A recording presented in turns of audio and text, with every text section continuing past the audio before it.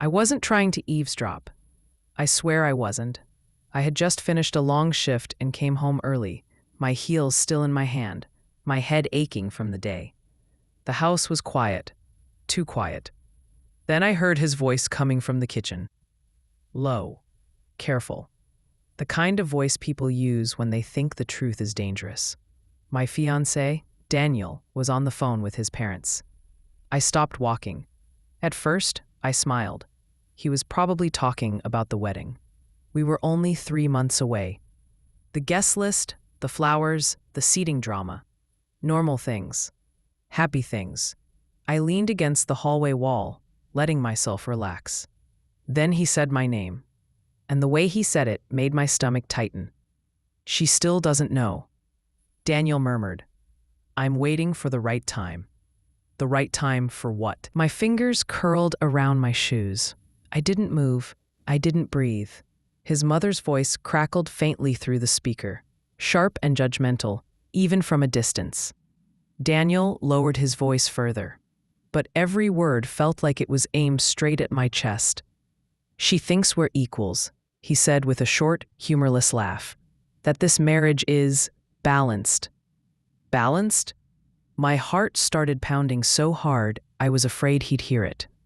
I mean, once we're married, things will change, he continued. She'll have to adjust. You were right, some things are better said after the ring.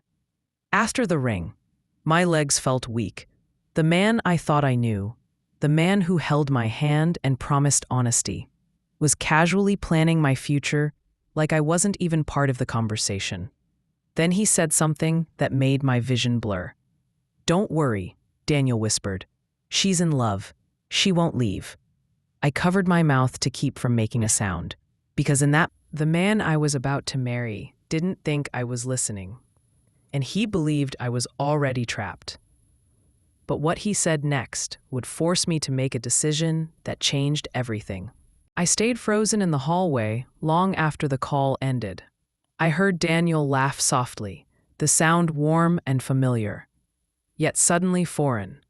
He moved around the kitchen, opening cabinets, humming like he hadn't just shattered the version of our future I'd been holding on to.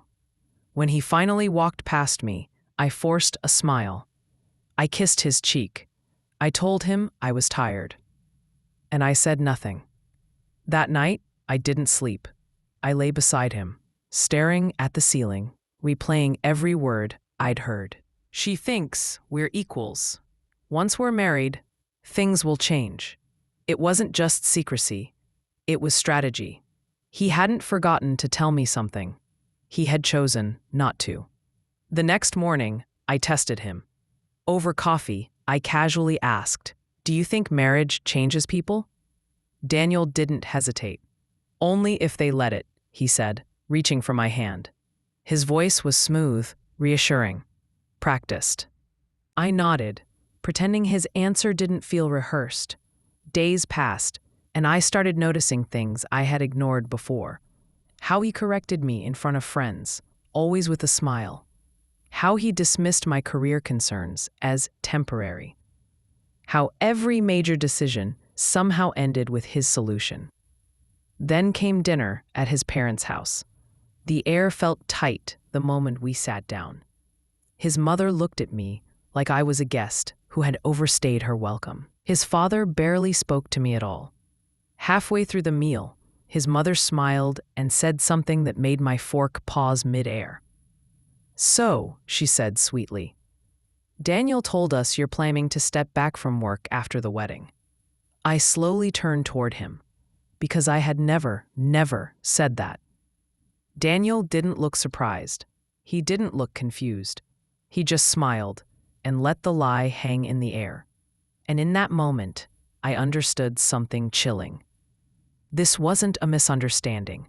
It was a plan. And I was standing right in the middle of it.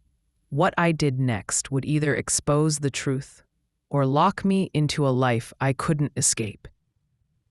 I smiled back at his mother, not because I agreed, but because I needed them to underestimate me. That's not exactly what I said, I replied calmly, folding my napkin in my lap. I said I might take a short break. Big difference. The table went quiet. Daniel's mother tilted her head, studying me like a puzzle piece that didn't fit. Daniel finally looked at me then, his smile stiff, his eyes warning me not to push. He reached for my hand under the table and squeezed, too tight. Later that night, when we were alone in the car, the silence was suffocating. "You embarrassed me back there," Daniel said finally, his tone low but sharp. "You didn't have to correct her." I stared out the window.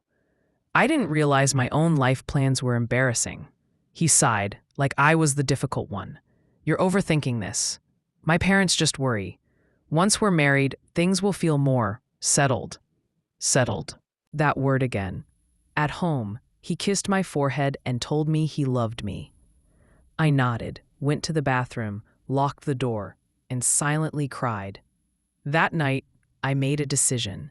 If Daniel believed I was blindly in love, then I would let him keep believing it. I stopped questioning him. I agreed more. I laughed at his jokes. I played the role he expected. And he relaxed. He started talking more. One evening, he left his laptop open on the couch. A message notification popped up from his mother. "Make sure she understands her place before the wedding." My hand shook as I scrolled. There were messages about finances, about my career being inconvenient, about how marriage would teach me priorities, and worst of all, Daniel never defended me. He agreed. Word after word felt like betrayal written in plain text. But the final message made my blood run cold. "Once you're married, it'll be too late for her to argue." I closed the laptop slowly, because now I knew the truth. This wasn't about love. It was about control. And I had exactly one chance to turn the tables before the wedding locked me into their plan forever. But exposing Daniel meant risking everything I had built. And I wasn't sure who would believe me. I didn't confront Daniel. Not yet. Instead, I became quiet, observant, careful. I started saving screenshots, every message, every email, every subtle plan hidden behind polite words. I recorded dates, times, patterns. It felt surreal, documenting the slow erasure of my own autonomy by the man who slept beside me every night. The hardest part was pretending. Pretending I didn't hear his late-night calls. Pretending I didn't notice how he redirected conversations when I talked about my career. Pretending his sudden interest in our joint finances didn't feel like a warning. One night, he casually mentioned opening a shared bank account. "It'll just be easier once we're married," he said, scrolling through his phone. I smiled. Sure. Inside, alarm screamed. A week later, I met my best friend, Rachel, for coffee. I hadn't planned to tell her everything, but the words spilled out. My voice shook as I showed her the screen. "This isn't normal," she said finally. "This is control, and it's escalating." Hearing someone else say it made my chest ache.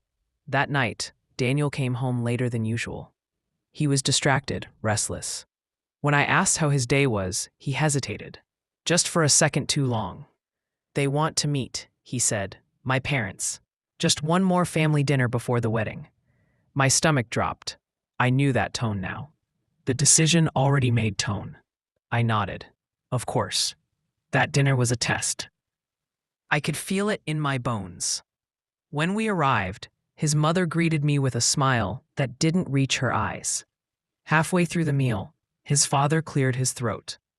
"We've been talking about the wedding expenses," he said, "and about expectations afterward."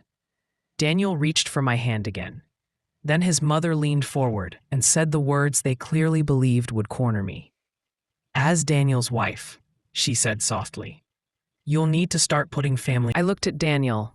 This was his moment, his chance to tell the truth. He opened his mouth, and what he said next would tell me exactly who he really was. Daniel didn't hesitate. He squeezed my hand and nodded at his mother. "She understands," he said calmly. "We've talked about it." The room felt smaller. I stared at him, searching his face for a sign. Regret, guilt, anything. There was nothing, just certainty, just relief, like he'd finally said the quiet part out loud. His mother smiled, satisfied. "Good," she said. "Marriage works best when roles are clear." Roles. That word echoed in my head as if it had been shouted. I slowly pulled my hand away from Daniel's grip. My voice came out steady, even though my heart was pounding. "No," I said. 3 simple letters. Every face at the table turned toward me. "No," I repeated. "We haven't talked about that, and I don't agree." Daniel's expression hardened. "This isn't the time," he whispered. "It's exactly the time," I replied. I stood up, my legs trembling, but strong enough to hold me. I love Daniel, or at least, I thought I did. But love doesn't mean giving up my voice, my work, or my independence. Silence crashed over the table. His father frowned. His mother's smile disappeared. Daniel stood up too, anger flashing across his face. "You're overreacting. You're making this dramatic." I laughed, once, sharp and bitter. "You planned my future without me. That's not drama. That's betrayal." I reached into my purse and placed my phone on the table. "I heard the call," I said quietly. "I read the messages. I know the plan." Daniel went pale. For the first time, he looked scared, but his mother leaned back in her chair and said something that sent a chill down my spine. "You think walking away will be easy?" I picked up my coat. "I don't need easy," I said. "I need free." And as I walked toward the door, I realized something terrifying. They weren't done with. I thought leaving that night was the hardest thing I would ever do. I was wrong. Daniel didn't chase me. He didn't call. For 2 days, there was nothing but silence.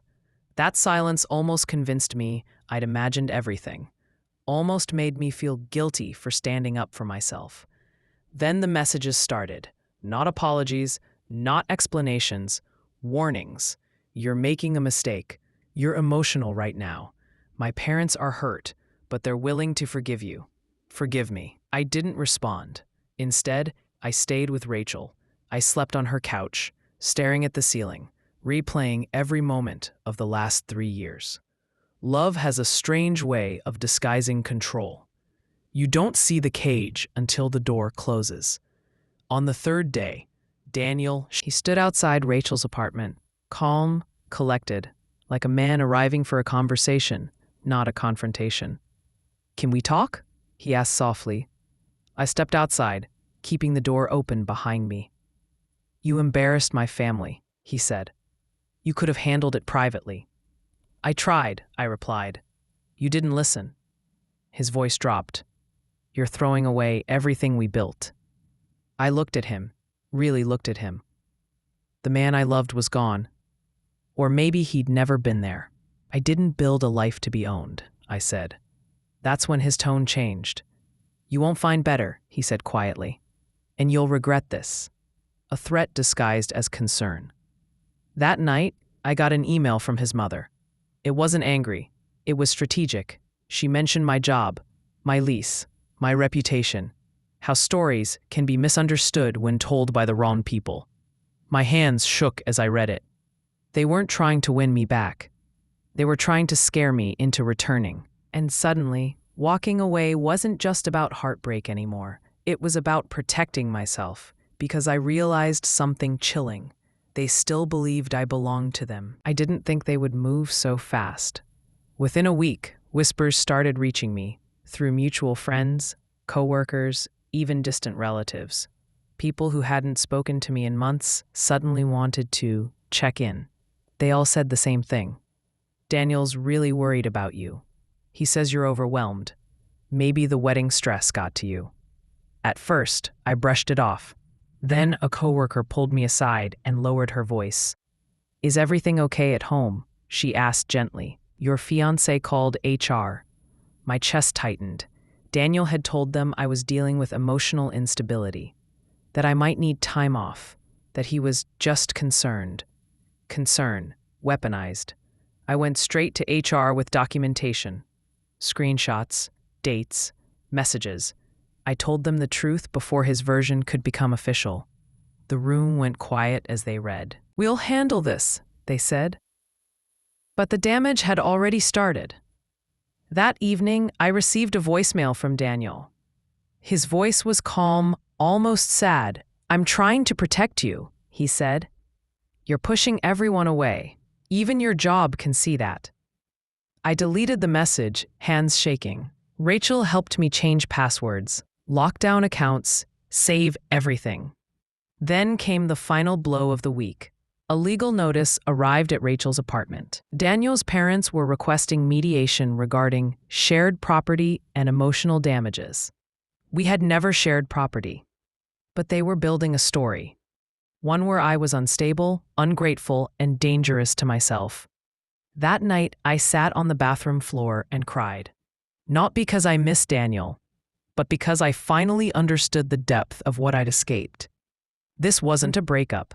It was a battle for my credibility, my safety, my future. And if I didn't act fast, their version of me would be the only one anyone. But just as I was starting to feel overwhelmed, an unexpected message appeared on my phone from someone inside their family, and what it said could destroy everything they'd built against me. The message came from Daniel's younger sister, Emily.